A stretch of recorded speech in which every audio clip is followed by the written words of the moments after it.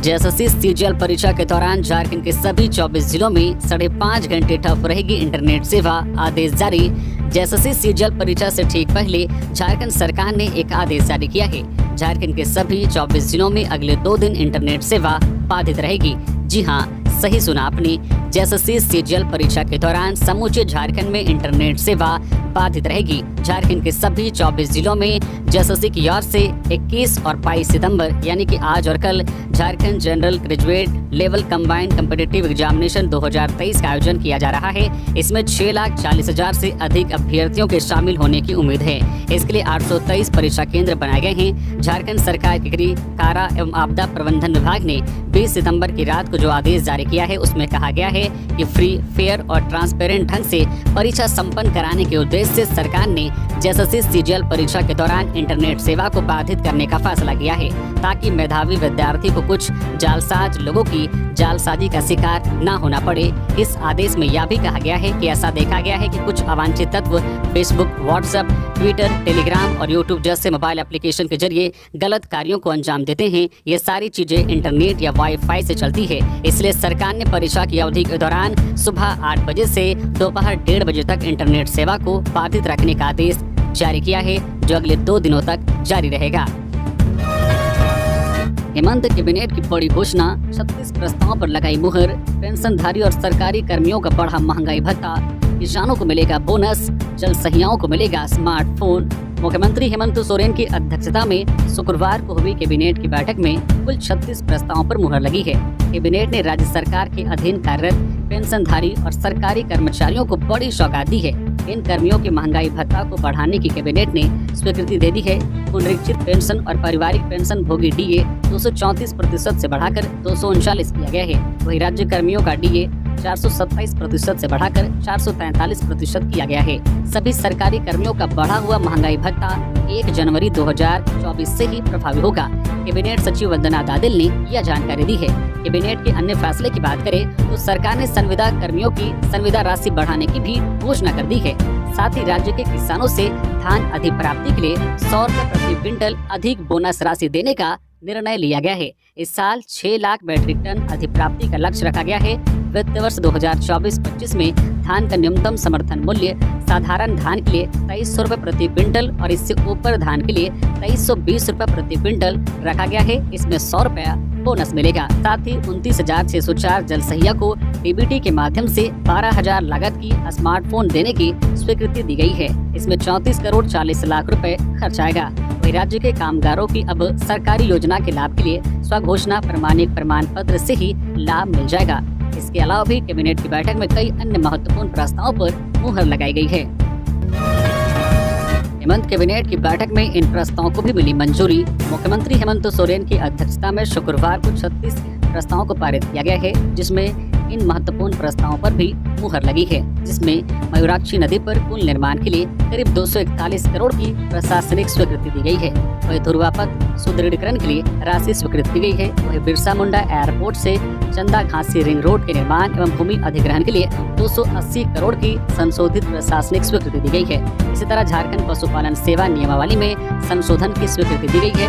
वही राज्य के फार्मेसी महाविद्यालय बरियातू में बी फार्मा की होगी पढ़ाई, पदों की स्वीकृति प्रदान की गई है। इसी तरह से झारखंड जन्म एवं मृत्यु निबंधन में संशोधन की स्वीकृति दी गई है। इसी तरह 1/1/2024 के प्रभाव से राज्य सरकार के पेंशनधारी कर्मियों और सरकारी कर्मियों का महंगाई भत्ता बढ़ा गया है।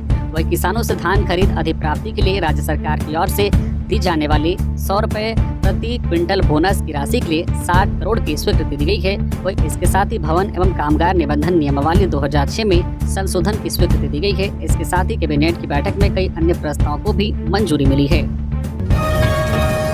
जेएसएससी सीजीएल परीक्षा को लेकर पुलिस अलर्ट, स्ट्रांग रूम में रखे गए प्रश्न पत्र की हो रही सीसीटीवी से निगरानी।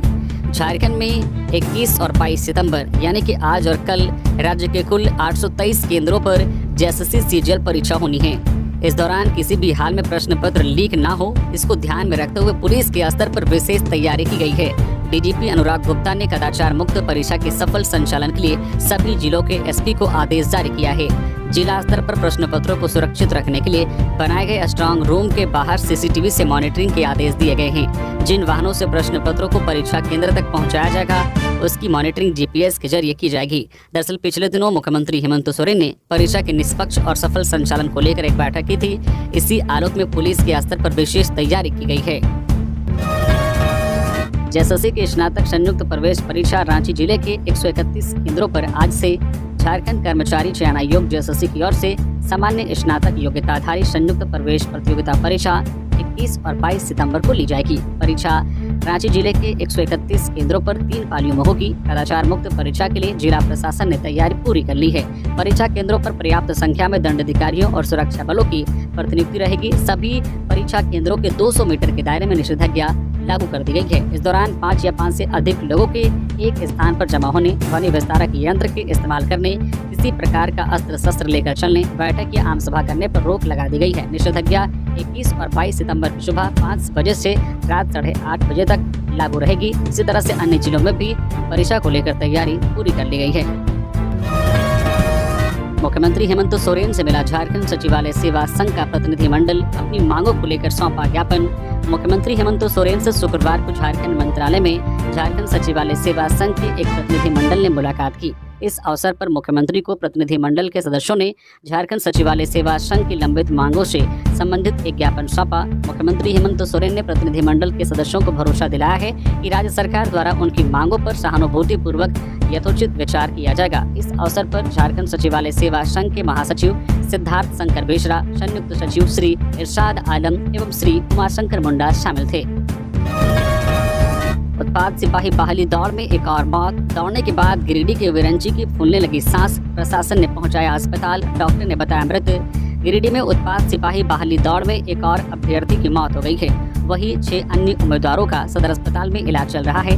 मृतक उम्मीदवार का नाम धनवार प्रखंड की गादी विरंची राय है। उसकी मौत शुक्रवार सुबह हुई है। घटना के बाद मृतक के भाई चंदन राय ने बताया है कि विरंची राय उत्पाद सिपाही की दौड़ में शामिल होने के लिए गिरिडीह के पपरवाटान आया था। शुक्रवार की सुबह वह दौड़ में शामिल भी हुआ था। दौड़ के दौरान उसने 1800 मीटर दौड़ पूरा भी कर ली थी। इसके बाद उसकी हालत बिगड़ी। दौड़ के बाद अचानक उसकी सांस फूलने लगी। तबियत बिगड़ने के बाद उसे प्रशासन के द्वारा आनंद फानन में सदर अस्पताल पहुंचाया गया, जहां डॉक्टर ने उसे मृत घोषित कर दिया। परिजनों ने आरोप लगाया है कि जहां दौड़ हो रही है वहां मेडिकल व्यवस्था पर्याप्त नहीं है, जिस लापरवाही के कारण उसकी मौत हो गई। इसके अलावा दौड़ के दौरान 6 अन्य उम्मीदवारों की भी तबियत बिगड़ गई है, जिन्हें सदर अस्पताल में लाकर भर्ती किया गया है, जहाँ सभी का इलाज चल रहा है। जेएसएससी सीजीएल परीक्षा से पहले प्रशासनिक छापेमारी में बिहार के एक व्यक्ति के पास से 90 लाख बरामद। पलामू जिले में जेएसएससी परीक्षा को शांतिपूर्ण और निष्पक्ष कराने को लेकर प्रशासन की ओर से कई स्तरों पर तैयारी की गई है। होटलों की व्यापक तौर पर जांच की जा रही है। एसडीएम अनुराग तिवारी, सीओ अमरदीप बलहोत्रा के नेतृत्व में जिला प्रशासन की टीम ने शुक्रवार को डाल्टनगंज शहर के कई होटलों में जांच की, संदिग्ध लोगों के ठहरने की जानकारी ली। इस क्रम में होटल में ठहरे बिहार के एक व्यक्ति के पास से 90 लाख रुपए बरामद किए गए हैं। फिलहाल पुलिस व्यक्ति से पूछताछ कर रही है। बताते चले कि झारखंड राज्य कर्मचारी चयन आयोग की संयुक्त स्नातक स्तरीय परीक्षा आज शनिवार और कल रविवार को होनी है। परीक्षा मुख्यालय से निर्देश मिलने के बाद पलामू पुलिस ने सभी होटलों और गेस्ट हाउस में चेकिंग अभियान शुरू कर दिया है और छापेमारी कर रही है। इसी क्रम में पुलिस ने मेदिनीनगर टाउन थाना क्षेत्र के एक होटल में छापेमारी कर एक व्यक्ति के पास से 90 लाख रुपए नगद बरामद किए हैं। सारे पैसे 500 के नोट में हैं और नोटों के करीब 100 बंडल मिले हैं। पुलिस से मिली जानकारी के मुताबिक जिस व्यक्ति के पास से पैसे बरामद किए गए हैं वह बिहार के औरंगाबाद का रहने वाला है। उसने पुलिस को अपना नाम सदन यादव बताया है। हालांकि व्यक्ति का कहना है कि वह स्वर्ण व्यवसायी है। पुलिस सदन यादव द्वारा बताई गई बातों का सत्यापन कर रही है। मामले की जानकारी वरीय अधिकारियों को दे दी गई है। पुलिस ने आयकर विभाग को भी मामले की जानकारी दे दी है। साहिबगंज में गृह मंत्री अमित शाह ने भरी हुंकार, कहा हेमंत सरकार हर मोर्चे पर विफल, सिर्फ जनता को ठगने का किया काम। केंद्रीय गृह मंत्री अमित शाह आगामी विधानसभा चुनाव को लेकर वर्तमान राज्य सरकार को उखाड़ फेंकने के लिए पूरे राज्य में परिवर्तन संकल्प यात्रा शुरू किया है। गृह मंत्री ने शुक्रवार को साहिबगंज के बरहेट प्रखंड अंतर्गत शहीद शीदो कान्हू और फूलो झानो की पवित्र जन्मस्थली भोगनाडीह से परिवर्तन संकल्प यात्रा के रथ को हरी झंडी दिखाकर इसका शुभारंभ किया है। भाजपा की ओर से आयोजित परिवर्तन जनसभा को संबोधित करते हुए गृह मंत्री ने कहा है कि झारखंड में झामुमो और कांग्रेस गठबंधन की सरकार आदिवासियों की जमीन की रक्षा करने में नाकाम रही है। बांग्लादेशी घुसपैठियों के चलते संथाल के जिलों का डेमोग्राफी बदल गया है। उन्होंने कहा है कि इलाके में आदिवासियों की जनसंख्या 44% से घटकर 28% हो गई है। वही इलाके में घुसपैठ के सहारे बांग्लादेशी घुसपैठियों की संख्या में लगातार इजाफा हो रहा है, जो इलाके में आदिवासियों की माटी बेटी के लिए लगातार खतरा बनता जा रहा है। गृह मंत्री ने राज्य की हेमंत सरकार पर हमला करते हुए कहा है कि आदिवासियों की जमीन की रक्षा सिर्फ भाजपा की सरकार कर सकती है, क्योंकि यह सरकार बांग्लादेशी घुसपैठियों का लगातार मौन समर्थन कर रही है। राज्य में यदि उनकी सरकार बनी तो चुन चुन कर बांग्लादेशी घुसपैठियों को यहाँ से खदेड़ने का काम किया जाएगा। दरअसल झारखंड में आगामी विधानसभा चुनाव को देखते हुए भाजपा ने यहाँ की वर्तमान सरकार को उखाड़ फेंकने के लिए पूरे राज्य में परिवर्तन संकल्प यात्रा शुरू किया है। राष्ट्रपति द्रौपदी मुर्मू ने राष्ट्रीय कृषि उच्चतर प्रसंस्करण संस्थान के योगदान को सराहा, कहा किसानों को किया समृद्ध। राष्ट्रपति द्रौपदी मुर्मू, राज्यपाल संतोष गंगवार, कृषि मंत्री शिवराज सिंह चौहान समेत अन्य विशिष्ट अतिथि शुक्रवार को ICAR राष्ट्रीय कृषि उच्चतर प्रसंस्करण संस्थान के शताब्दी समारोह में शामिल हुए। इस दौरान सभी ने ICAR के कृषि क्षेत्र में उल्लेखनीय योगदान की सराहना की। राष्ट्रपति ने कहा है कि इतने प्रतिष्ठित संस्थान ने अपनी विशिष्ट पहचान बनाई है, किसानों को समृद्ध करने में विशिष्ट दायित्वों का निर्वहन किया है। उन्होंने उम्मीद जताते हुए कहा है कि आने वाले समय में यह संस्थान और भी ऊंचाइयों को छुएगा। राज्यपाल संतोष गंगवार ने राष्ट्रपति का झारखंड आगमन पर अभिनंदन किया, कहा है कि उनका प्रेरणादायी व्यक्तित्व इस समारोह की शोभा व गरिमा को और भी बढ़ा रहा है। झारखंड बंगाल NH2 में लगा महाजाम, मालवाहक ट्रकों की लगी लंबी कतार। बाढ़ की स्थिति देख बंगाल सरकार ने बंद किया बॉर्डर। झारखंड पश्चिम बंगाल बॉर्डर पर महाजाम लग गई है। पश्चिम बंगाल में बाढ़ की स्थिति के मद्देनजर पश्चिम बंगाल मुख्यमंत्री ममता बनर्जी ने बंगाल झारखंड सीमा को सील करने का आदेश दिया है।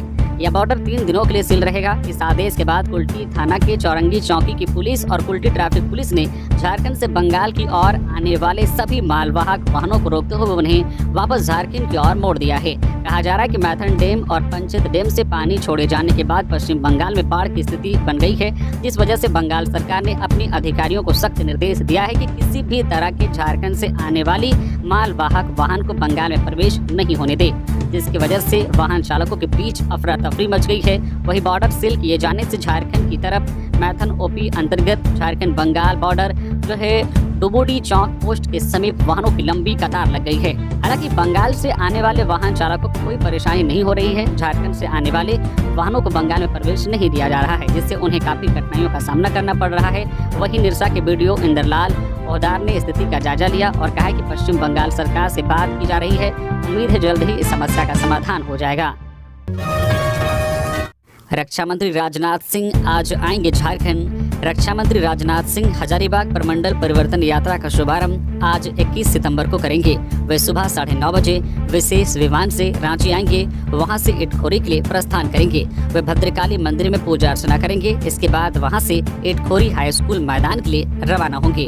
राजनाथ 11 बजे परिवर्तन यात्रा का शुभारंभ करेंगे। इसके बाद सभा को संबोधित करेंगे। वे 2 बजे गढ़वा जिले के नगर उंटारी स्थित बंसीधर मंदिर में पूजा करेंगे। इसके बाद नगर उंटारी के सिंचाई विभाग मैदान में आयोजित सभा को संबोधित कर पलामू प्रमंडल की परिवर्तन यात्रा का शुभारंभ करेंगे। उनके साथ भाजपा के प्रदेश अध्यक्ष एवं पूर्व मुख्यमंत्री बाबूलाल मरांडी भी रहेंगे। JSSC CGL एग्जाम हजारीबाग में 70 परीक्षा केंद्र, दूर से आने वाले अभ्यर्थियों के लिए इस नेता ने किया विशेष इंतजाम। JSSC CGL प्रतियोगिता परीक्षा 2024 के लिए हजारीबाग में 70 परीक्षा केंद्र बनाए गए हैं। आज शनिवार और कल रविवार को परीक्षा होनी है। जहां एक और जिला प्रशासन परीक्षा को लेकर अपनी तैयारी पूरी कर ली है, तो दूसरी ओर हजारीबाग में अत्यधिक संख्या में छात्रों की आने की संभावना जताई जा रही है। इसे देखते हुए भाजपा नेता अमित सिन्हा ने छात्र छात्राओं के लिए निःशुल्क रहने की व्यवस्था नीलांबर पीताम्बर चौक स्थित जो है स्नो वैली शादी घर में किया है, जहाँ परीक्षार्थी रात्रि विश्राम कर सकते हैं। JSSC CGL प्रतियोगिता शनिवार और रविवार को आयोजित की जा रही है। हजारीबाग में लगभग 26,000 परीक्षार्थी परीक्षा देने के लिए विभिन्न जिलों से पहुंचेंगे। छात्र छात्राओं को परेशानी न हो, इसे देखते हुए भाजपा नेता अमित सिन्हा ने निःशुल्क छात्र छात्रों की रहने की व्यवस्था की है।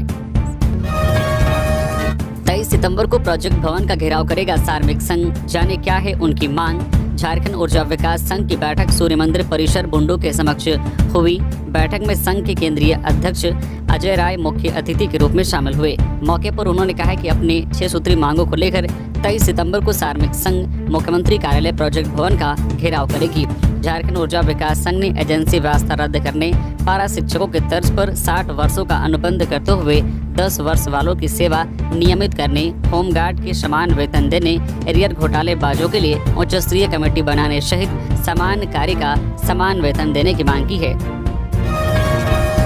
टाटा स्टील के पावर हाउस में धमाके के बाद आग, जमशेदपुर शहर के बिजली गुल, अस्पताल में रोकना पड़ा ऑपरेशन। जमशेदपुर पूरा शहर शुक्रवार को अचानक अंधकार में डूब गया। अचानक शहर की बिजली गुल हो जाने से लोगों को परेशानी का सामना करना पड़ा। इधर टाटा स्टील प्लांट के अंदर एक ब्लास्ट का वीडियो शहर में तेजी से वायरल हुआ है। हालांकि वायरल वीडियो की पुष्टि न्यूज झारखंड नहीं करता है। वही मामले में टाटा स्टील कॉर्पोरेट कम्युनिकेशन की ओर से सूचना जारी कर बताया गया है कि प्लांट में थोड़ी तकनीकी खराबी आई थी, जिसे दूर कर लिया गया है। टाटा स्टील कॉर्पोरेट कम्युनिकेशन की ओर से अफवाह से बचने की अपील की गई है। बता दें कि जमशेदपुर में शुक्रवार की शाम करीब 7 बजे अचानक से पूरे शहर की बिजली कट गई। शहर के 7 टीएमएच और टाटा मोटर्स अस्पताल समेत कई अस्पतालों की बिजली कट गई। इस कारण लोग जहां थे वहीं पर थम गए। इधर टाटा स्टील प्लांट के अंदर और टीएमएच समेत अन्य अस्पतालों में वैकल्पिक इंतजाम किए गए। इस कारण तत्काल बिजली की सप्लाई सामान्य हो गई। आपको बता दें कि बिजली गुल होने के बाद शहर में एक वीडियो वायरल हुआ, जिसमें यह दिख रहा है कि टाटा स्टील प्लांट के अंदर से आग की लपटें उठ रही है और पूरा शहर ब्लैक आउट हो गया है। हालांकि वीडियो वायरल होने के बाद टाटा स्टील कॉर्पोरेट कम्युनिकेशन द्वारा स्थिति स्पष्ट की गई है। बताया गया है कि शाम में थोड़ी देर के लिए बिजली गुल होने से जमशेदपुर के कुछ इलाके प्रभावित हुए हैं। हालांकि कुछ ही देर में बिजली बहाल कर दी गई थी। हमारे आपातकालीन प्रबंधन प्रोटोकॉल के हिस्से के रूप में हमने ब्लास्ट फर्नेस को सुरक्षित रूप से नष्ट करने की पहल की। इसके लिए गैस छोड़े गए और भट्टी को फिर से चालू करने के लिए तत्काल कदम उठाए गए हैं। कॉर्पोरेट कम्युनिकेशन द्वारा यह बताया गया है कि प्लांट में आग नहीं लगी है। साथ ही प्लांट के उपकरण और वर्कर्स सभी सुरक्षित हैं। स्थिति पूरी तरह नियंत्रण में है और हम जनता से अनुरोध करते हैं कि वे किसी भी तरह की अफवाह से बचे। जल्द बजेगी विधानसभा चुनाव की डुगडुगी। 23 और 24 सितंबर को भारत निर्वाचन आयोग की टीम झारखंड दौरे पर। विधानसभा चुनाव की तैयारी की समीक्षा करने भारत निर्वाचन आयोग की टीम आगामी 23 और 24 सितंबर को झारखंड दौरे पर आ रही है। मुख्य निर्वाचन आयुक्त सहित कुल 12 पदाधिकारियों की टीम रांची में 2 दिनों तक बैठक करेगी। इस दौरान राज्य भर के सभी जिला निर्वाचन पदाधिकारी के साथ जिलेवार समीक्षा होगी। भारत निर्वाचन आयोग के द्वारा इस दौरान 5 बैठक की जाएगी, जिसमें राज्य के मुख्य सचिव, डीजीपी एवं अन्य आला अधिकारियों के साथ बैठक होगी। मुख्य निर्वाचन पदाधिकारी के रवि कुमार ने जानकारी देते हुए कहा है कि आयोग के द्वारा विधानसभा चुनाव को लेकर अब तक की गई तैयारियों पर समीक्षा के बाद जो भी आवश्यक निर्देश दिए जाएंगे उसका पालन किया जाएगा। परिवर्तन यात्रा के जवाब में कल्पना निकालेंगी मैया सम्मान यात्रा। विधानसभा चुनाव को लेकर झामुमो भी अपनी सक्रियता बढ़ाने जा रहा है। भाजपा के परिवर्तन यात्रा के जवाब में झामुमो अगले सप्ताह से मैया सम्मान यात्रा निकालेगा। इसका नेतृत्व हेमंत सोरेन की पत्नी और विधायक कल्पना मुर्मू सोरेन करेंगी। इसमें झामुमो महिला मोर्चा की कार्यकर्ता विधानसभा वार जाकर मैया सम्मान यात्रा निकालेंगी। यह जानकारी सिंहभूम की सांसद जोभा मांझी ने पत्रकारों को दी। वह रांची के सोहराय भवन में आयोजित झामुमो कोल्हान प्रमंडल व पलामू प्रमंडल के जिला पदाधिकारियों के साथ समीक्षा बैठक में आई हुई थी। उन्होंने कहा कि बैठक में इस यात्रा पर सहमति बनी है। मुख्यमंत्री हेमंत सोरेन की कड़ी चेतावनी। बोले जेएसएससी सीजीएल की परीक्षा के दौरान गलती से भी कोई गलती नहीं करे, नहीं तो झारखंड में आज से पूरे राज्य भर में जेएसएससी सीजीएल की परीक्षा आयोजित की जा रही है, जिसके लिए हर जिले में परीक्षा केंद्रों की सुरक्षा को मद्देनजर रखते हुए सभी तैयारियां पूरी कर ली गई है। परीक्षा में पूरे राज्य भर में करीब 6,50,000 अभ्यर्थी शामिल होंगे। इधर मुख्यमंत्री हेमंत सोरेन ने अपने सोशल मीडिया हैंडल पर पोस्ट करते हुए लिखा है कि अगर इन परीक्षाओं में गलती से भी कोई गलत करने की कोशिश करेगा तो हम उनसे पूरी सख्ती से निपटेंगे। इसके बाद उन्होंने एक नोटिस जारी कर जानकारी दी है कि इस बार युवाओं के साथ किसी भी तरह की कोई लापरवाही बर्दाश्त नहीं की जाएगी। मुख्यमंत्री ने पोस्ट में निर्देश दिया है कि पेपर लीक से संबंधित कोई भी अफवाह या झूठी खबरें सोशल मीडिया के माध्यम से नहीं फैले। मुख्यमंत्री ने निर्देश दिया है कि पेपर लीक से संबंधित कोई भी अफवाह फैलाने वालों पर कड़ी नजर रखे। परीक्षा को बदनाम करने वालों पर भी त्वरित कड़ी कार्रवाई सुनिश्चित करे। परीक्षा के रूल्स तथा जारी SOP के नियम तोड़ने वालों पर भी कड़ी से कड़ी कार्रवाई तथा सजा के प्रावधानों का प्रचार प्रसार अवश्य करे। मुख्यमंत्री ने अधिकारियों को निर्देश दिया है कि परीक्षा को बदनाम करने वालों पर पैनी नजर रखे। परीक्षा से संबंधित कोई भी गलत गतिविधियों पर त्वरित कार्रवाई सुनिश्चित करे। वरिष्ठ पत्रकार रवि प्रकाश का निधन। कुछ दिन पहले ही cancer patient advocacy educational award से हुए थे सम्मानित। देश के वरिष्ठ पत्रकार रवि प्रकाश का शुक्रवार को निधन हो गया। रवि प्रकाश लंबे समय से लंग कैंसर से पीड़ित थे। उनकी 1.5 महीने से मुंबई में CAR-T सेल थेरेपी चल रही थी। रवि पिछले 4 साल से इस बीमारी से जूझ रहे थे। साल 2023 में उनकी बीमारी बढ़कर दिमाग में फैल गई थी। बता दें कि 7 सितंबर को ही अमेरिका के तटीय शहर सैन डिएगो में उन्हें वर्ल्ड लंग कैंसर कॉन्फ्रेंस में पेशेंट एडवोकेसी एजुकेशन अवार्ड दिया गया था। वे यह पुरस्कार पाने वाले भारत के इकलौते व्यक्ति थे। यह अवार्ड इसलिए भी खास है क्योंकि वे खुद कैंसर के मरीज होते हुए भी कैंसर मरीजों की आवाज बने। रसोइया संघ ने विभिन्न मांगों को लेकर बापू वाटिका के सामने दिया धरना। झारखंड प्रदेश विद्यालय रसोइया संघ ने रांची के मोरहाबादी के बापू वाटिका के सामने शुक्रवार को 1 दिवसीय धरना दिया। संघ की महिलाओं ने 10,000 मासिक वेतन सहित विभिन्न मांगों को लेकर प्रदर्शन किया। संघ की प्रदेश महासचिव अनीता देवी ने कहा है कि झारखंड में लगभग 80,000 रसोइया काम कर रही है। रसोइया संघ की महिलाएं राज्य के 30-32 हजार सरकारी स्कूलों में बच्चों को खाना बनाकर खिलाती है। 12 महीने सुबह 8 बजे से शाम 5 बजे तक काम करना पड़ता है, लेकिन इसके एवज में हर माह सिर्फ 2,000 ही मिलते हैं। वह भी 4-5 महीने बाद वेतन दिया जाता है। उनका कहना है कि इस काम में न्यूनतम मजदूरी भी नहीं मिल पा रही है। महिलाओं का कहना है कि एक तरफ सरकार मैया योजना के तहत बिना किसी काम के महिलाओं को 1,000 रुपए महीना दे रही है, दूसरी तरफ काम करने के बाद भी रसोइया का मानदेय नहीं बढ़ाया जा रहा है। कोयल नदी में रील बनाने के चक्कर में एक नाबालिग तेज धार में बहा। पुलिस ने शुरू किया तलाशी अभियान। पलामू जिले में नदी में नहाते समय रील बनाना एक नाबालिग को महंगा पड़ गया। नाबालिग नदी की तेज धार में बह गया है। घटना की जानकारी मिलने के बाद पुलिस मौके पर पहुंच गई और नाबालिग की तलाशी के लिए अभियान चला रही है। यह घटना मेदिनीनगर टाउन थाना क्षेत्र की कोयल नदी के किनारे की है। नाबालिग मेदिनीनगर टाउन थाना क्षेत्र के खास पट्टी का रहने वाला है। दरअसल नाबालिग शुक्रवार की शाम अपने दोस्त के साथ कोयल नदी में नहाने गया था। नहाते समय नाबालिग अपने दोस्त से वीडियो बनवा रहा था। इसी क्रम में नाबालिग नदी की तेज धार में बह गया। वीडियो बना रहे दोस्त ने उसे बचाने की कोशिश भी की, लेकिन वह असफल रहा, जिसके बाद दोस्त ने शोर मचाना शुरू किया। इसी क्रम में इलाके में गश्त कर रही पुलिस मौके पर पहुंची। घटना की जानकारी मिलने के बाद टाउन थाना प्रभारी देवव्रत उदार, DOP वन प्रभारी इंद्रदेव पासवान के नेतृत्व में तटवर्ती इलाके में अभियान चलाया जा रहा है। दोस्त ने पुलिस को बताया है कि उसे नहाने से रोका जा रहा था, लेकिन वह नहीं माना और तेज धारा में चला गया। घटना के तुरंत बाद परिजनों को बुलाया गया और अन्य लोगों को भी सूचना दी गई। झामो का कोल्हान और पलामू प्रमंडल पर फोकस। CM के साथ पार्टी पदाधिकारियों की बैठक। पूर्व मुख्यमंत्री और झारखंड मुक्ति मोर्चा के कदावर नेताओं में से एक रहे चंपई सोरेन के भाजपा में शामिल होने के बाद झारखंड मुक्ति मोर्चा ने अपना पूरा ध्यान कोल्हान पर लगा दिया है।